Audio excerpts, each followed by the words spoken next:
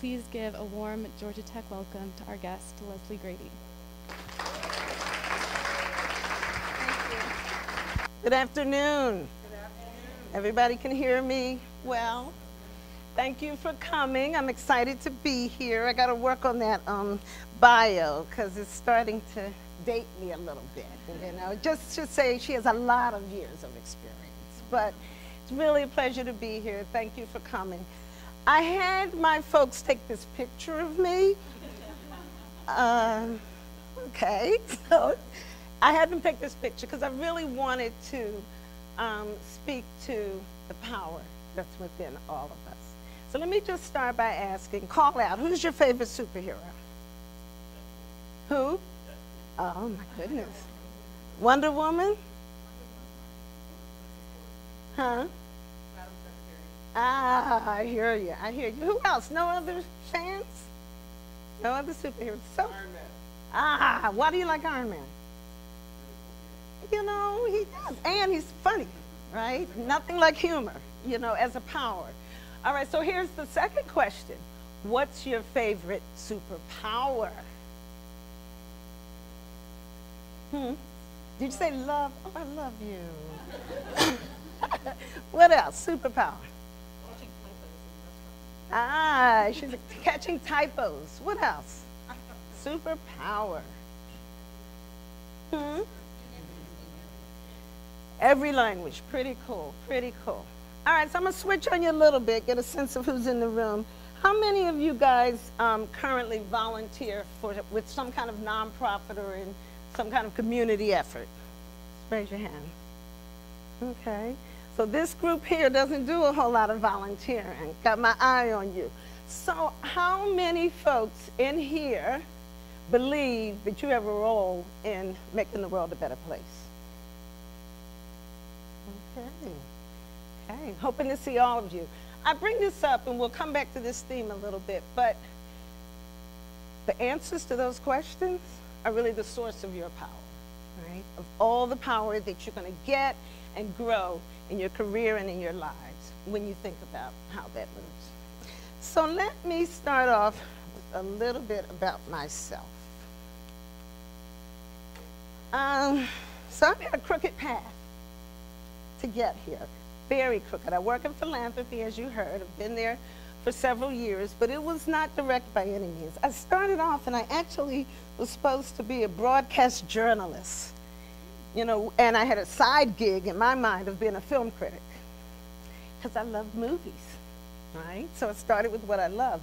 Think about it now, and I wonder how my folks could just let me go off to school saying I wanted to be a film critic, right? They didn't question it. I guess I was going to school, good enough, not a lot of pressure, and they believed that I would figure it out over time, right? That I had the capacity to figure out where I needed to be, when I needed to be there over time. And so I went off to school, and within the first semester, went to Howard University. In the first semester, I realized that I was going to need to do a course correct. For one, film critics are not born. They come after many years of hard work, cultivating, it's a plum job. Right? Now, nowadays, we could all get on and be a film critic if we got on social media and just tell people what you think. But in those times, you actually went to a few people, two guys. You know their names? Siskel and Ebert. That's where you went. They were the ones who told you if you should go see a movie, if it was good or so forth. So that they were not born. And the second piece was that my voice, while on good days, people think it's really sexy, and on other days, they asked me if I'm catching a cold. Wherever you were on the continuum, it was not going to hold up to 24/7 news reporting. So I had to pick a different plan. So I had to think about what is it that I love doing. Well, I loved words, and I loved communicating, and I loved ideas, and I loved connecting. Most of all, I loved connecting people to ideas and people to one another through communications. And so I figured out that I had to not talk at people, but that maybe I needed to start talking and connecting with people. So I moved on. I'm a Gemini. Any other Geminis in the room? So what do we know about Gemini? They are awesome. And Geminis is the sign of the twins. So there's at least 2 of me up here. And on any given day, there might be 6 to 10. So I did everything all at once, all the time. It's still a challenge for me. So by the time I walked down to get my degree 7 years later, I had a husband, I had 2 children, I had a house, and I had a full-time job, and I was still in school. Again, nowadays when you look at the statistics, that's not that unusual. But at that time, it was pretty unusual. But I found myself even then connecting all over the place. I'm dealing with teachers. I'm dealing with employers. I had become a supervisor at that point myself. I'm dealing with lawyers and doctors. I'm making these connections and having to learn and live in very different worlds, all at the same time at a very young age. So I moved on, and I had to work. It was necessary. And so I got a job that worked at establishing adult schools in communities using federal funds. It's a federal work program. So it was for students who hadn't been successful in the system. They dropped out, wasn't good for them, and they were working and underemployed. And this was an opportunity to get training and retraining to get a better job. So my job was to work in that school, ended up getting promoted, and then ended up being relocated to Atlanta to start schools in Atlanta and Louisiana. So I'd go into a town, Cordele, Georgia, or Shreveport, Louisiana. I tried to use my southern accent there. Shreveport, Louisiana, and I'd have to go in, start from scratch.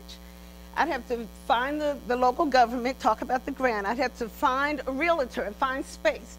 I'd have to get a hiring firm and look for staff. You know, I'd have to work with the nonprofits around services. Again, making those connections very deliberately, honing my skills about how do I do this and how do I do it well. And moving those connections towards a big idea. In that case, that these folks can and should be productive members of the community. After a little while, I figured out, though, that I didn't like traveling that much. You know, it was just too much. It wasn't fun anymore. And especially when you're going to, I'm going to say it, Cordele and Shreveport, right? You know, it was more fun in New Orleans. But so I applied for a job and got a job at the Metro Atlanta Chamber of Commerce right here in Atlanta. They were trying to start an education department. And my job, because at that time business had finally really figured out that they needed to work with educational systems, that was the future of their workforce, that it was important to have input before folks graduated. And so they wanted to start working with the Atlanta Public Schools.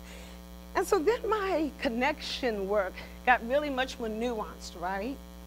Because my job was to communicate and connect, very busy, I dare say hyper, you know, suburban, mostly Caucasian, older men who were products of public school systems, and all the kids were in public schools and the grandkids, to what was an overwhelmingly African-American, low-income, urban school system. And I had to make them care about one another and to connect together.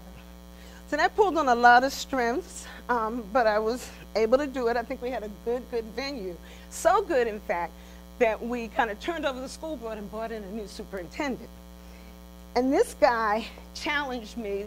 I remember the term he used. He said, you know, you've been tailgating, hanging outside, and doing all this community work around kids and education forever.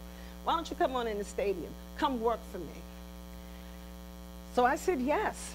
And it didn't sound like a glamorous job. By then I had been, you know, the first African-American vice president at the chamber. And then I went over to be the superintendent's executive assistant. But it was so serious because I was the one that they called before they even decided if they were going to close schools in inclement weather. It was pretty round the clock. And I realized within 12 months that it was not for me. That I was always going to work on behalf of kids and the community, but not from inside a public system. And get this, I know that the public sector matters. It's so important. I call it the three-legged stool. government, business, kind of the civil and civic sector, right? The people, the nonprofits, right? That all keep it all in balance. Very important, just not for me. But in my short time there, just under 2 years, I learned what it was like to be on that side of the equation, what it was like to work with elected officials, politicians, the mayor, teachers, parents around all these issues, connecting, moving together. So after my time at the chamber, I decided to go back and get my master's degree. School down the street, and I had a really great experience. By the way, I claimed Georgia Tech too.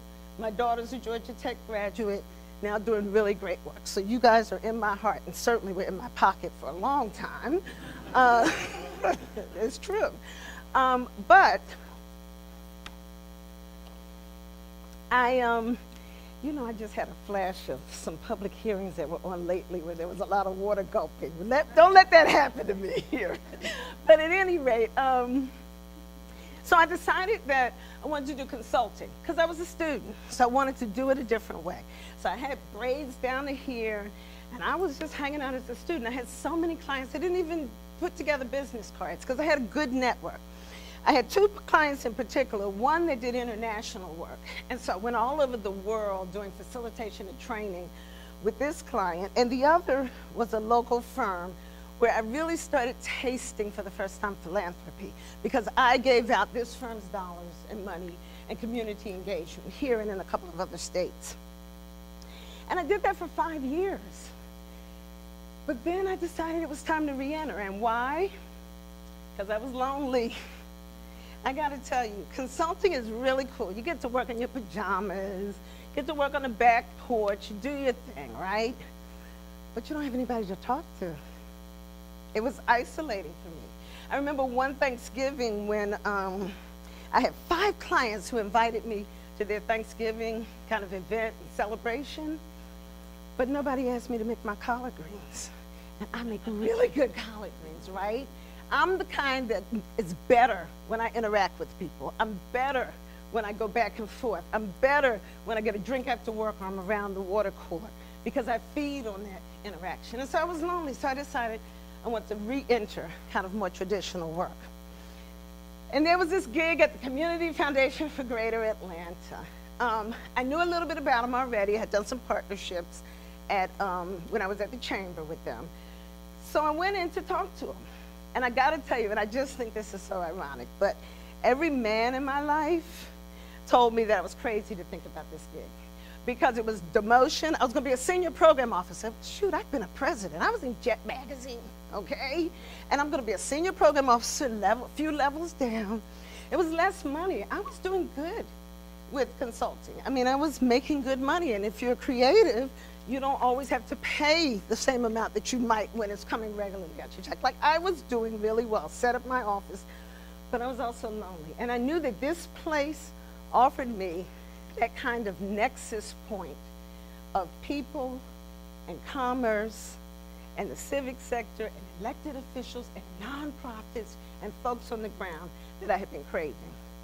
So I took this job, and 15 years later, 15 plus years later, I'm still at the Community Foundation, and I still love what I do.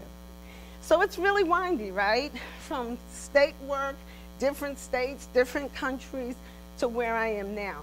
I'm not going to go into this much, but if you're curious during the Q&A and you want to know kind of how you create a path or a career in philanthropy, which I'm asked a lot, okay, spoiler, you don't really, but we'll talk about that, how you might think about that. But it is one of those careers that look that way. So if you take anything from what I've said, it's a few things. One is be committed to figuring it out. Really, every step. Because the you are now is not going to be the you are in 10 years. You're not going to have the same wants. You're not going to be in the same circumstances. Be committed to figuring it out, ongoing. Secondly, to do what you have to do. There were times that I just needed to work. Work a little harder, work a little less. But do what you have to do and understand and appreciate that. Do what you love to do, right? And that's easy to say, but part of that connects to the other two, right? So if you don't figure yourself out, you're not going to really know what you love to do. You're going to say it, oh, I love doing this, but if you haven't experienced it, I love looking at movies. But if you don't know that, you have to figure out what you really love to do and boil it down to its essence. And then finally, appreciate when a setback could be a setup for something better.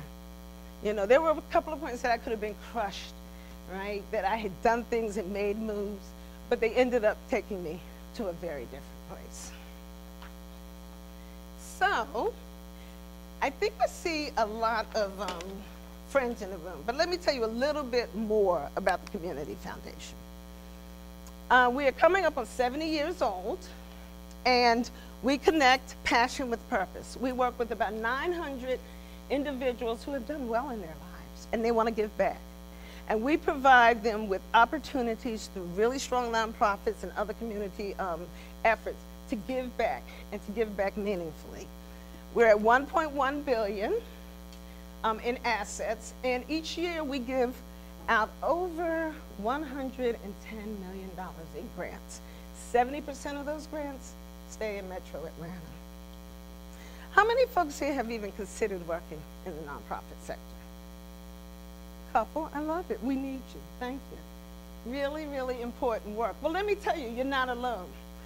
Johns Hopkins released a survey in the last couple of months that showed that between 2007 and 2016, employment in the nonprofit sector rose by 17%, while in the for-profit by 5%. So folks are working at that alignment and recognizing that the skills you're getting here and everywhere will be able to be applied everywhere you may want to go. Let me tell you a little bit about this region and our ecosystem of nonprofits. There are 4,500 nonprofits in 23 counties around Atlanta. It's a lot. Now, you gotta understand that nonprofits include, name some nonprofits for me. Habitat for Humanity. Who else? CHOA, that's the Children's Health Care. Who else? Yes, Red Cross. And those are the ones people typically say, right? But it also, we're standing in a nonprofit. You know, every higher education institution has a nonprofit status, right? Hospitals, we already mentioned CHOA, are nonprofits. We don't think about these. Churches, and Atlanta's got a lot of churches, right, are nonprofits. Booster clubs for high schools are nonprofits. And so when you think about it, it begins to make a little more sense, right, that there are so many. The top 5 cities with the most volunteerism, Atlanta is number 1. It's a place where people give, right? It's a place that they come and they give and they create. Nonprofits comprise 10% of the state's workforce. Nonprofits pull in annually $57.8 billion in revenue, which represents $7.2 billion in philanthropy. All right, so it's a vibrant, growing, strong sector.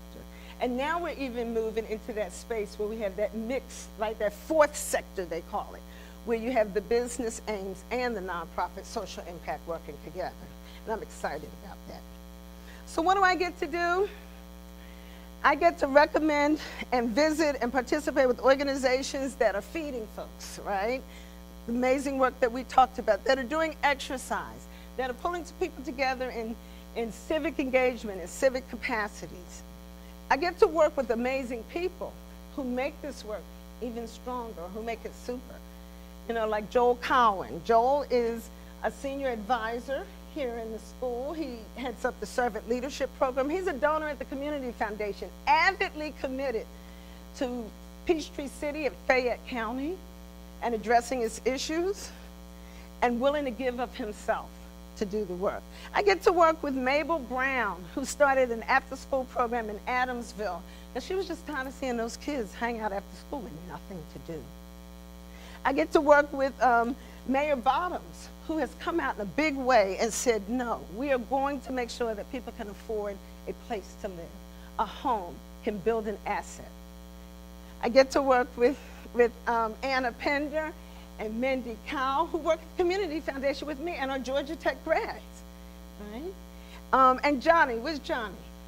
And Johnny, I don't even know your last, Johnny just started with us, right? That's why, what's your last name, Johnny? Johnny Newberg, who started with us just in the last month, working around some of our social impact work. These are the people that make this work super and exciting. And I wanted to figure out, we do so much, but I wanted to figure out just a couple of things to share with you that we do. So one of them is this effort that Johnny works with that's called Go ATL. And it's a social impact fund in which we're using not our grant money, but actually our corpus to make very patient loans to organizations doing important work, like housing, like food service, like building entrepreneurs, right? So just, again, thinking and pushing and figuring out how do we do it better, smarter, deeper. Another program I'll tell you about that I think you'll be interested in is an effort that we've been working on with the Gates Foundation.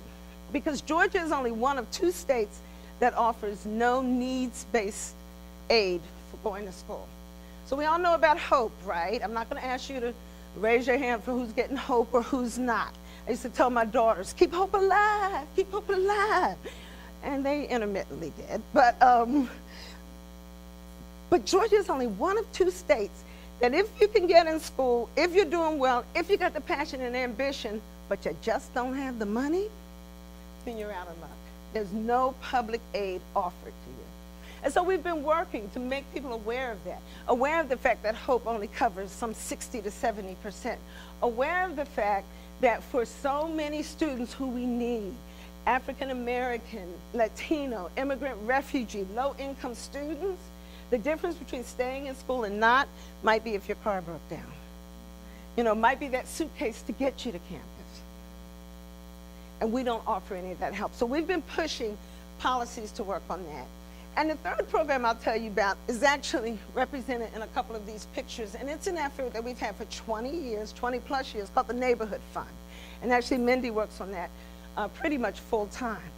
So it's where we give grants to non-501c3, to neighborhood groups, to PTAs, to civic associations, to find out how they can make a difference in their community. We give them dollars. We also give them a coach to help them work through. How do you have a meeting? You know, how does this work? How do you get a bigger voice? How do you relate to City Hall to get that traffic light fixed, right? So this is a program we're really happy with because that's where philanthropy begins, right in your home, right when you walk out of the door, right when you're in your neighborhood and community. So how do you start? Wanted to share with you just a little clip that I think you'll enjoy.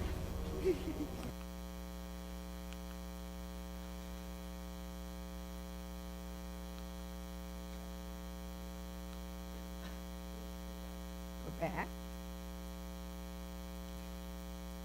Go forward. And be patient. Right. Okay. Yeah. Here's the thing. See, I'm afraid of bugs and guns and obnoxiously tall people and murder, and I can't be here.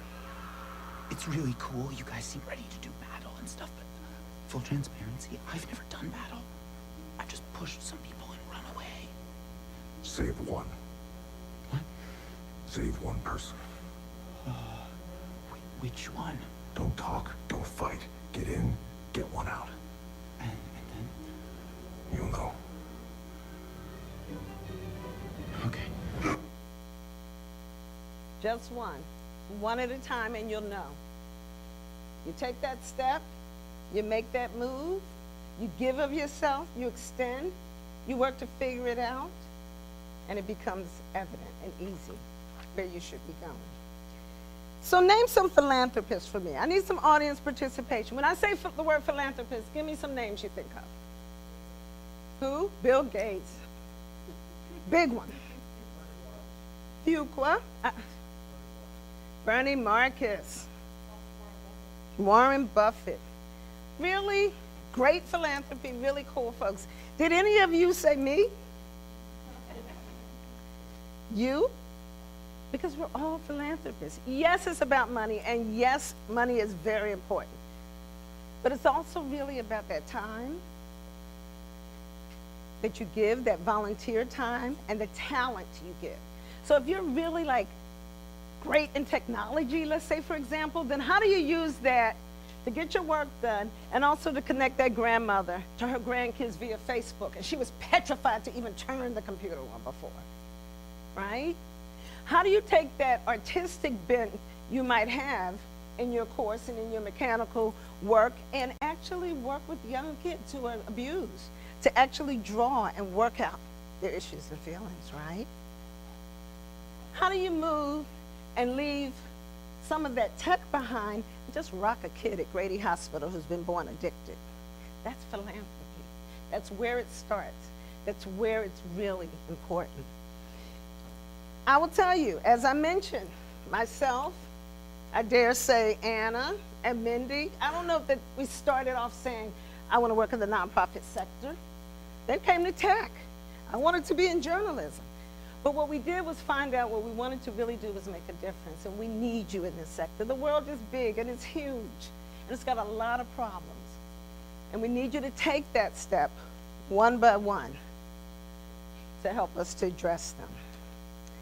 So I want to use the rest of my time, and not just a few more minutes, and talk a little bit about some of the issues that we have in this community. I am privileged to sit in so many rooms and to hear about so many issues. But I got to tell y'all that we are facing a mammoth one that we've all got to address. I want to talk about the fact that of 100 children born poor in the city of Atlanta, 96 will be poor for their entire lives. 96 out of every 100 kids who are born poor will remain poor. I want to talk about the huge racial wealth gap that has Caucasian families in Atlanta earning an average of $111,000, with Asian families earning $70,000, Hispanic $7,000, and African American $5,000. It's the largest income gap in the entire country. And for the other slide, it's the lowest, what they call mobility, social mobility rate in the entire country. This is our Atlanta. We know where this is occurring. So name some neighborhoods that you see indicated in this red over here. What are some of those neighborhoods you think? Or counties? It's Fulton. Yes, it's all Fulton. But what are some of the counties or neighborhoods that are north, northeast, northwest? Cobb, Gwinnett, Buckhead, right? It starts in Buckhead. And then name some of those that are in the blue. Clayton, Fayette, College Park, all of those places. This is how we have segregated by race and by income in this community. And so when you think about where the percentage of African Americans, the darker blue are the larger numbers, it's south of I-20. Slum housing, south of I-20.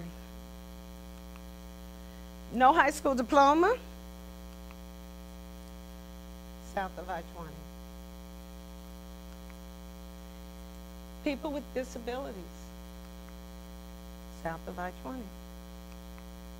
Percent in poverty, south of I-20. We know where this is happening. Teen birth rate, south of I-20. Homes with no vehicle in what we know is a vehicle-dependent community, south of I-20. And yet look where the jobs are. So the blue indicate where there are low-income folks living, and the blue indicate where low-income jobs are held. And we just looked at that number of transportation and homes without a vehicle. It's a problem now. We even know when people are going to die. We know that in Buckhead, 30305, the average lifespan is 84 years. And in South Atlanta, off Cascade Road, 30312, it's 74 years. 10 years and less than 3 miles apart. And so what this calls in question for us, and this has been well documented. New reports came out yesterday, Robert Putnam, Richard Reeves, Harvard, Brookings Institute, New York Times, well documented all of these statistics and information. It calls into question this thing called the American dream, right? This thing that it says that if I just work really hard and do my best, follow the rules, then I'll be able to get ahead. Because we know that for children born in poor families, that is just not true.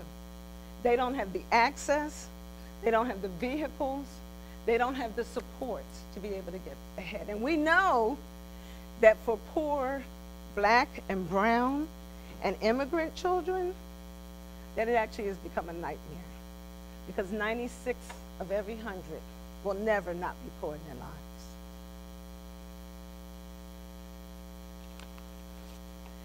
I want to talk to you a little bit about how we kind of address this.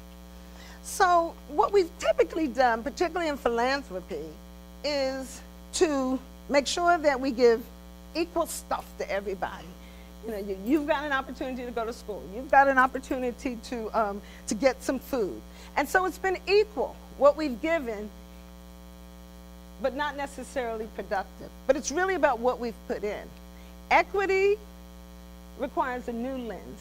Closing that gap requires that we know what this second kid needs, where he comes from, what his realities are, and we give what's appropriate for him, and the same for the third kid. So it requires strategy and thought and deliberation. But how about even the next step that takes away the barriers altogether? And that's when you start talking about the systems and the policies that prevent people from ever getting ahead. The policies that put lucrative homes on one side and zone them in a certain way. The practices that determine where we build and how we build and who gets transportation. You take away those barriers altogether. So I want to talk to you about some headlines. Leader in income inequality, the fastest growing suburban poverty in the nation. Because if you can't afford a house in the city, where do you go? You start curving out. South DeKalb, Clayton, fastest growing suburban poverty because poor folks are being pushed out. Record job growth, though, just last November. Inside track to Amazon. Dead last in upward mobility. Number 4 for population. We've got numbers growing, jobs coming, and yet we continue to perpetuate so many people who are left behind. So our question and challenge gets to be, how do we reconcile these, right?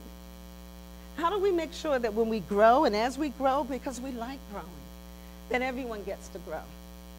How do we reconcile that growth is not balanced against kind of the humanity, right? The moral argument of who gets to achieve and move ahead. That's the opportunity you guys will face. So I'm gonna slow down now and talk a little bit about, or open up for questions.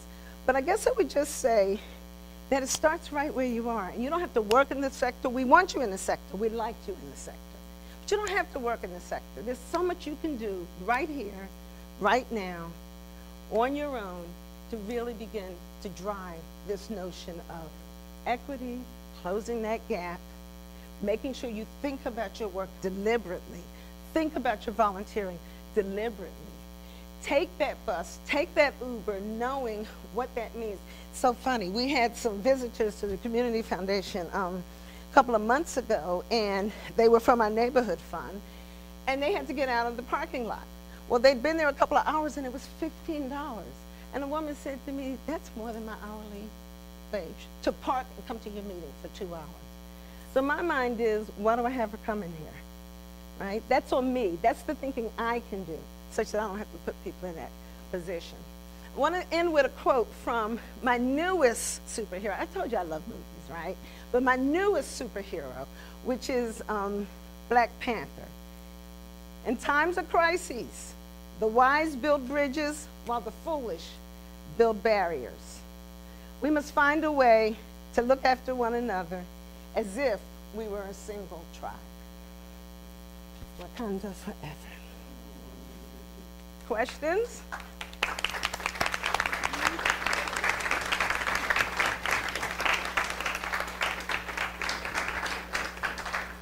So we actually have 2 microphones because we're recording the talk. If you have questions, please wait for the microphone. I have the microphone, and Maddie over there has the microphone.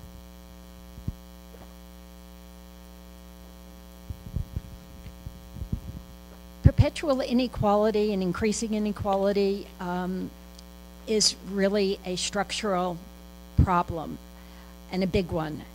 How does philanthropy and the community foundation even enter into anything more than alleviating some of the horrible things that people experience? Thank you for that. It's structural. It is bigger than private dollars are going to fix. It's about, back to that, that slide where it's about changing and eliminating and opening up the fence and the barrier in a very different way. And philanthropy, honestly, has had a slow step as it's moved into this picture. Because think about it, right? Philanthropy has been built on individuals who have done really, really well in the system as it is. And so how you begin to have a conversation then about how you change that system, about the sensitivities of that. Think about a gap. If I want to close this gap, how would I do it? Somebody's got to move, right? It's got to move. It doesn't go. We could do this and make everybody super rich. That ain't going to happen. We could do this and move to some other form of government and make everyone equal. That ain't going to happen. It really is about the coming together. And that's a hard conversation to have. So we have it, and we have it carefully. You will find that a lot of the national foundations, so think about the Ford Foundation and the Soros Foundation, the Kellogg Foundation, they're having this conversation. They're doing smart work. But the more local you get, the more personal it gets, because this is where we live and where our space is. In the South, it's been really hard, because you can't have this conversation in the South if you're not also willing to talk about race. Right? That's a tough subject. But you saw those slides. We know who's being impacted. So it's been really tough to have that conversation in the South. We want to have this conversation, and we are trying to figure out the best way and the safest places that you can begin to have it, while looking at currently, where wealth is owned, right? But also looking at future and emerging wealth. But what we'd also say is, we have incredible philanthropists in this region. And so we believe that there is some sizable number who can understand and move from the basic scholarships they're giving, that first box, to the second box to say, I actually want to make sure that these kids get scholarships. And I actually realized that in order to give scholarships out, that something has to happen earlier in, that young people have to be nourished, that the quality of education has to be better. We think it's an expansion and deepening of the conversation that we just have to be willing to make. But it's not a simple one. So I kind of working in the nonprofit sector here and seeing how boards and executives and partnerships are collaborating, it feels like there's a blind spot both from the philanthropic side, but then also the nonprofits have this blind spot about community issues.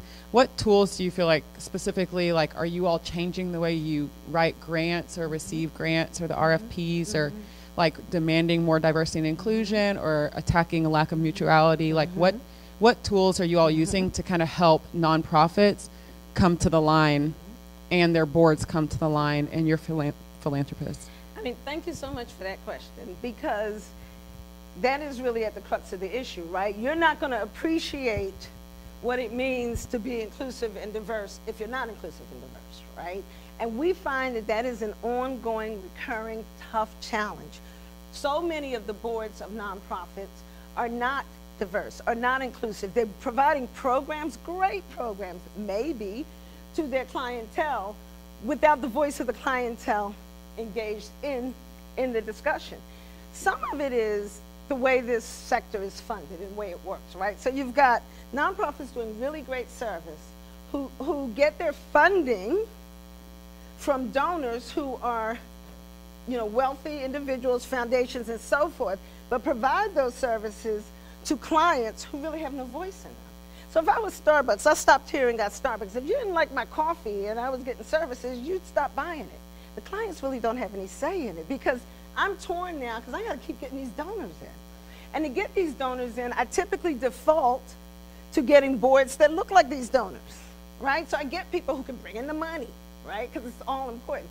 I think there's a lot of reform that can be done in how the sector is structured, but for right now, it does begin to be a challenge. So for us, we have asked the question, but we're going to ask it more deliberately. We're going to actually ask it and try to understand where folks are in this issue, accompanied by some tools and resources that help people to have the conversations we're having now, that give them the data. So Neighborhood Nexus is a community information system that we helped to launch along with the Atlanta Regional Commission and other partners years ago that keeps thousands of data sets to be able to tell us where the information is. So tools for nonprofits to say, right? We want to know where our clients are coming from. We want to know how to make a difference. We want to know what the outcomes are and so forth. So it's a piece of both of those. Many nonprofits do get it. But again, money's coming in, services going out. Where do I have the time to think and restructure and course correct to really make this difference?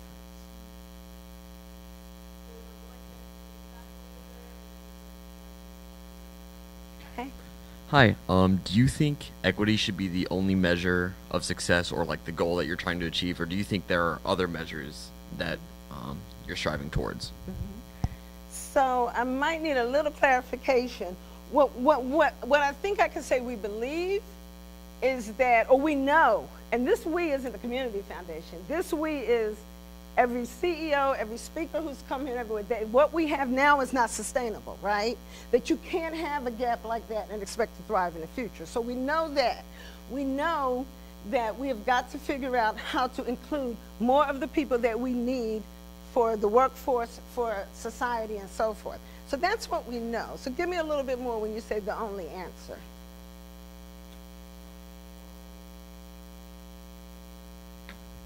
So to some extent, because it is a complicated issue, but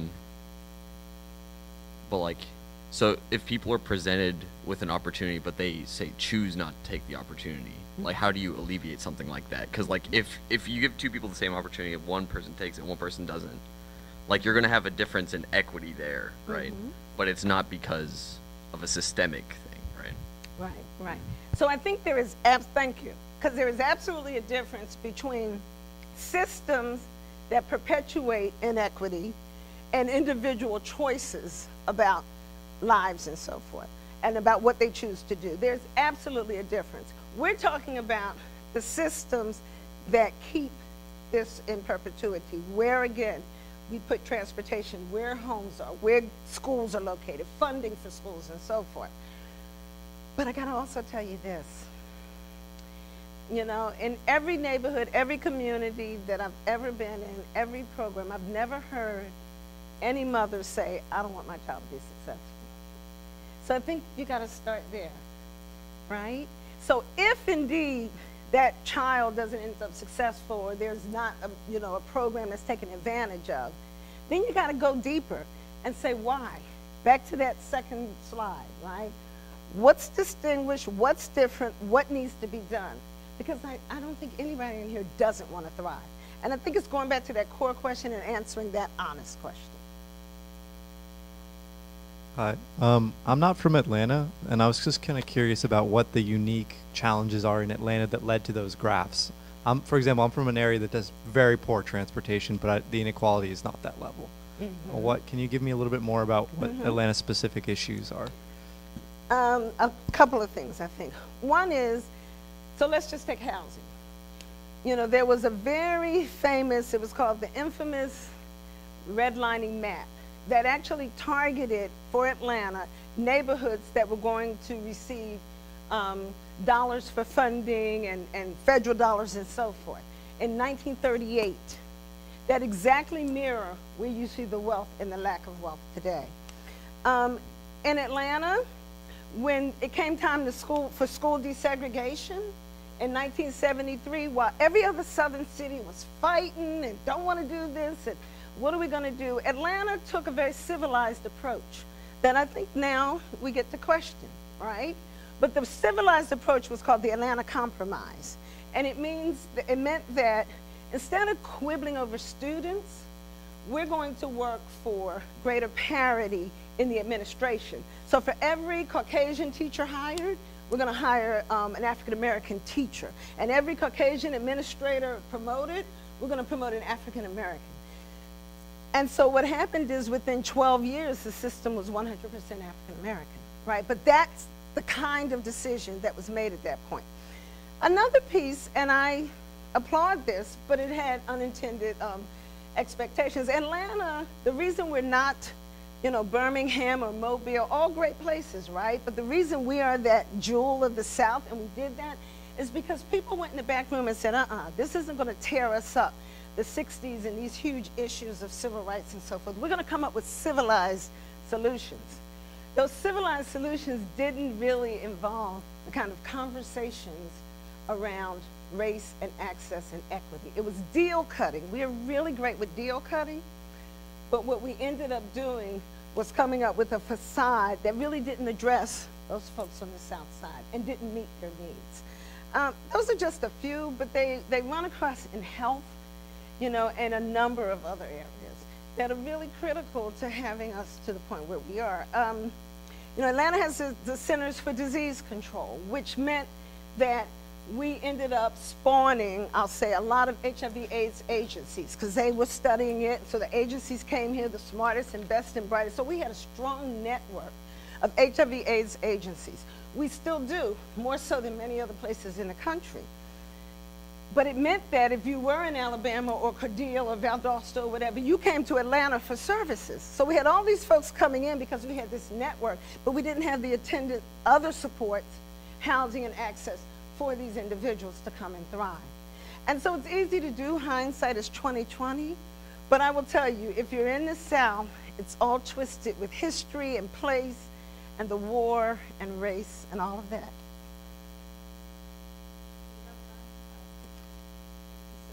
It's up to her. Yeah. You mentioned affordable housing, and this is like a huge topic in Yes. Atlanta right now, and I'm so curious what the foundation, like what you see the foundation or philanthropy's role is in supporting affordable housing. Like the Beltline, as soon as anything becomes popular, all the prices go up. Yes. So how do you avoid that? How do you do that?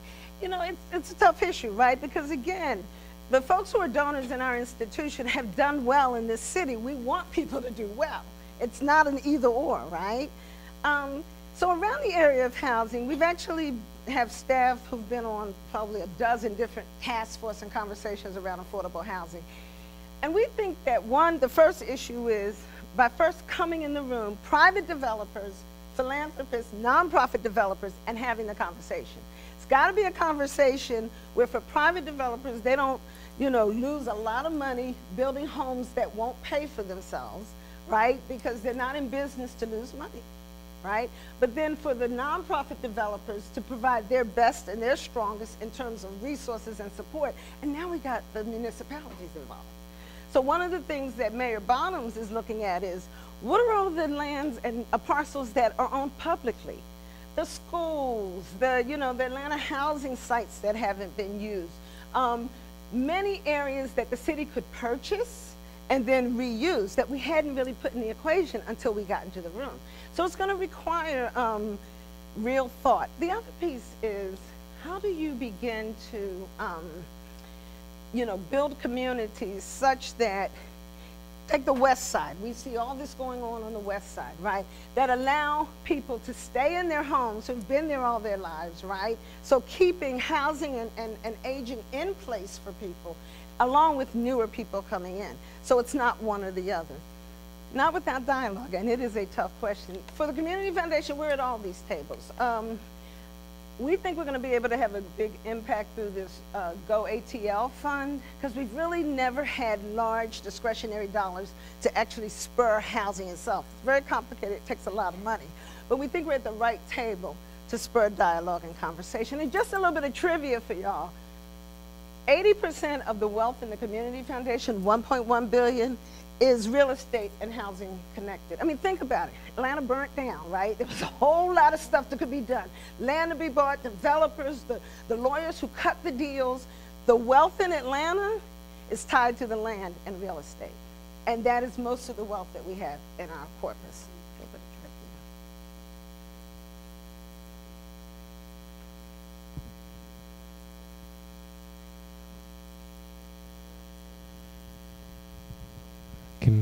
So first of all, I really appreciate the work you're doing. It all sounds amazing.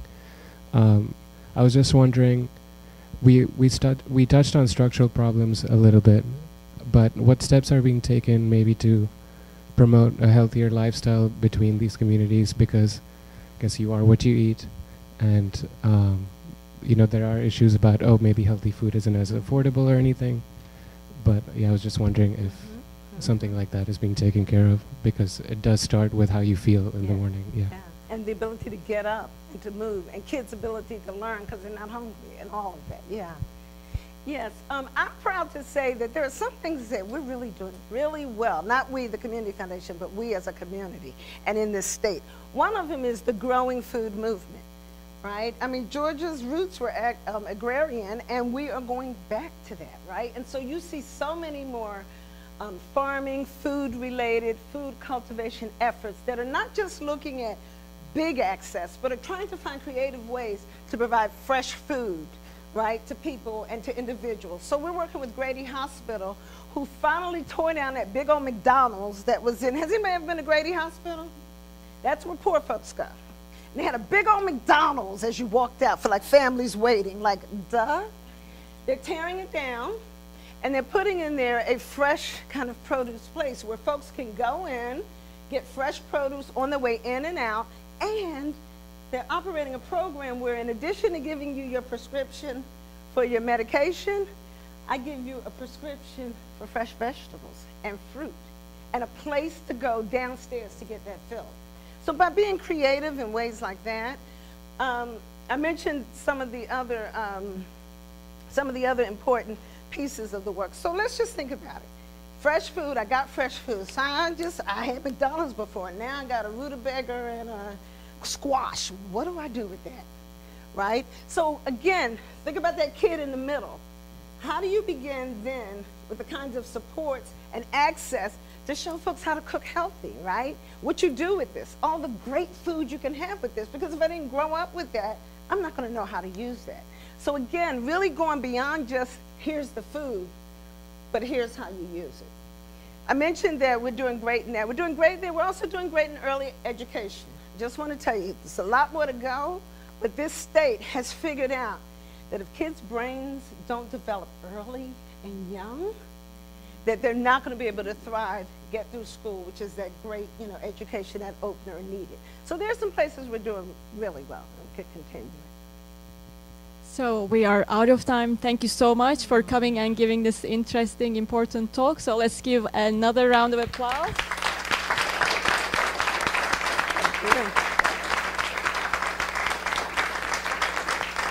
Good.